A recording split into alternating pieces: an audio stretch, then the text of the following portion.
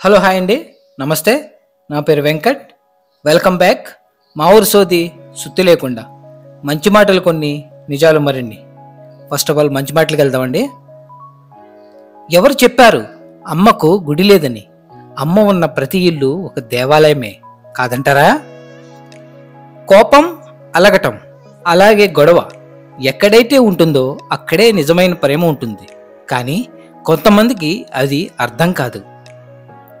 సముద్రం అలాగే మనసు రెండూ ఒకటే.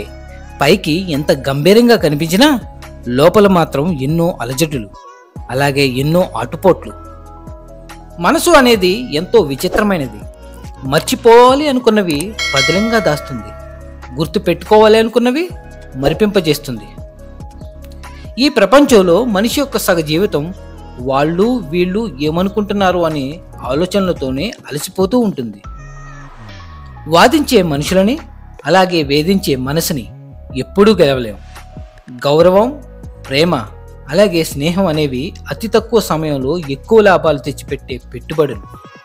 మనం ఏది చేస్తే అది రెట్టింపుగా మన వద్దకు వస్తుంది. గుర్తుంచుకోండి, కాలం అనేది నువ్వు కలిసే వ్యక్తుల్ని నిర్ణయిస్తుంది. హృదయం అనేది నువ్వు కోరే వ్యక్తుల్ని నిర్ణయిస్తుంది. అలాగే ప్రవర్తన అనేది నీతో ఉండేవారిని నిర్ణయిస్తుంది. ఏ బంధమైనా కోపంతో దూరమైతే కోపం తగ్గాక మళ్ళీ దగ్గరవుతుంది. అదే బంధం బాధతో దూరమైతే మళ్ళీ ఎప్పటికీ కూడా దగ్గర కాలేదు. ఎందుకంటే ప్రతిసారి బాధను తట్టుకునే ధైర్యం ఎవరికీ ఉండదు కాబట్టి. ప్రాణంలో ప్రేమించే పురుషుణ్ణి స్త్రీ పట్టించుకోదు. ప్రాణం కన్నా ఎక్కువగా ప్రేమించే స్త్రీని పురుషుడు పట్టించుకోడు. ఒకవేళ స్త్రీ పురుషులు ఇద్దరూ ప్రాణం పోయేలా ప్రేమించుకుంటే వారిని విరాత పట్టించుకోదు. ఈ లోకం అంటుంది ఒకరు లేనంత మాత్రాన జీవితం ఆగిపోతుందా అని, అలాగే కాలం ఆగిపోతుందా అని. కానీ ఈ లోకానికి ఎప్పుడు అర్థమవుతుందో లక్షల మంది ఉన్నా మనసైనా ఆ ఒక్కరి లోటు తీర్చలేదని, జీవం లేని జీవితం, కలలు లేని కాలం మాత్రమే మిగిలి ఉంటాయని. ఈ ప్రపంచంలోనే అన్నిటికంటే భయంకరమైనది మనకు అత్యంత ఇష్టమైన వారి యొక్క మౌనం కాదంటారా? ప్రేమకి మాటతోనో భాషతోనో పనుండదు. నిజానికి ప్రేమించే వ్యక్తి చూసే చూపు చాలు ఎన్నో మాటలను మనసుకు అర్థమయ్యేలా ప్రేమ భాషలో చేరవేస్తుంది. మనం ఒకరి గురించి ఆలోచించే దానికంటే మన గురించి వారు ఆలోచిస్తున్నారా లేదా అన్నదే మనల్ని ఎక్కువగా బాధిస్తుంది. ఎప్పుడైతే ఎక్కువగా ఆశిస్తావో అప్పుడే ఎక్కువగా బాధపడతావు. కళ్ళల్లో మొదలైన ప్రేమ కన్నీళ్లతోనే ముగుస్తుంది అంటే మీరు నమ్ముతారా? కానీ ఇదే నిజం. అవతలి వారికి నీ యొక్క అభిమానం అలాగే నీ ఆప్యాయత అర్థం కానప్పుడు వారి కోసం నువ్వు ప్రాణం పెట్టేంతగా తప్పించినా కూడా ఫలితం ఉండదు. ఉప్పెన ముంచిన ఊరైనా బయటపడుతుందేమో కానీ దుఃఖం నిండిన మనసు మాత్రం ఎప్పటికీ తేలికపడదు. కన్న తల్లిని అలాగే గుడిలో దేవుణ్ణి మనమే వెళ్ళి చూడాలి. వాళ్లే మన దగ్గరకు రావాలనుకోవడం మూర్ఖత్వం. ప్రేరణ ఆమె, లాలన ఆమె. ఒక తల్లిగా, చెల్లిగా, తోడుగా, నీడగా ఆమె పాత్ర అనితర సాధ్యం. ఆమె లేకుంటే అంతా శూన్యం. అందుకే ఆమెకు శతకోటి వందనాలు.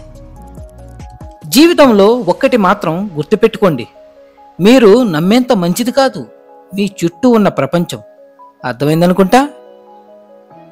తొందరపాటు నిర్ణయాలను ఎప్పుడూ కూడా తీసుకోకండి. జీవితాంతం ఏడవాల్సి వస్తుంది. నిజంగా ప్రేమించేవారు మీ నుండి ఏమీ ఆశించరు.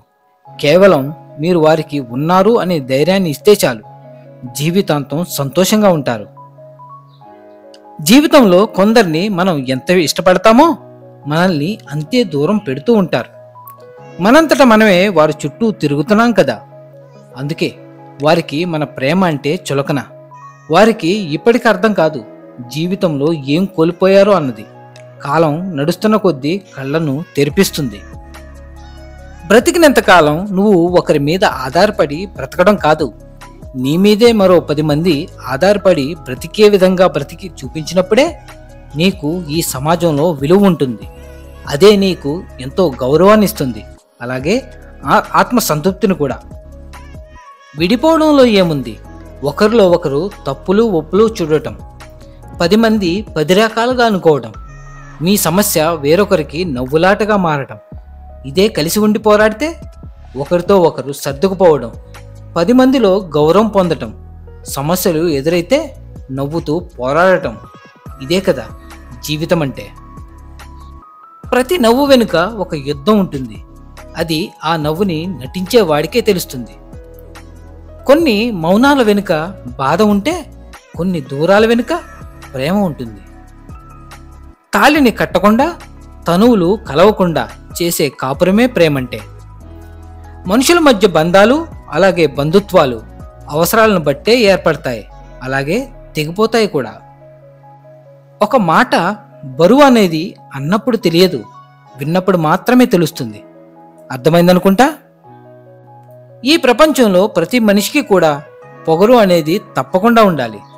కానీ ఆ పొగరు అనేది ముందుకు నడిపించే విధంగా ఉండాలి, అంతేకాని ముంచే విధంగా మాత్రం ఉండకూడదు. గుర్తుపెట్టుకోండి. ఆలస్యమైనా పర్వాలేదు, కానీ కొన్ని అవమానాలకు ఖచ్చితంగా సమాధానం చెప్పి తీరాల్సిందే. చిన్న చిన్న మాటల వల్ల మనస్పర్ధలు వచ్చినప్పుడు ఆ మాటలను వదిలేయాలి, కానీ ఆ మనిషిని కాదు. గుర్తుంచుకోండి. నీ యొక్క జీవితం అనేది సులువు అనుకుంటే సులువుగానే ఉంటుంది, బరువు అనుకుంటే బరువుగానే ఉంటుంది. నువ్వు ఎలా అనుకుంటే అలానే ఉంటుంది. అటువంటప్పుడు నీ యొక్క జీవిత ప్రయాణంలో అడుగడుగున ఈ దిగులు ఎందుకు? ధైర్యంగా ఉండు. ఇక నిజానికి వెళ్దామండి. ఎవరికైనా ₹1 ఇస్తే మన ముఖం కూడా చూడకుండా జేబులో వేసుకుని వెళ్తారు. అదే ఎవరికైనా ఇంకో ₹10 ఇస్తే ఇక కొద్దిగా రెస్పెక్ట్ ఇస్తూ ఆ జేబులో పెట్టుకుని నమస్కారం పెట్టి వెళ్ళిపోతారు. అదే ఎవరికైనా ₹100 ఇస్తే నీ కాళ్ళకు మొక్కి దండం పెడతారు. ఇక్కడ తెలుసుకోవాల్సింది ఏంటంటే, బేసికల్లీ మనం ఇచ్చే డబ్బును బట్టే మనకిచ్చే మర్యాద కూడా మారుతుంది. అర్థమైందనుకుంటా. అదే డబ్బులో ఉండే పవర్ అని నేనంటాను. ఎనీవే, సర్వే జన సుఖినో భవంతు. మళ్ళీ వచ్చే వారం కలుద్దాం మరిన్ని మంచి మాటలతో. Signing off Venkat. Thank you.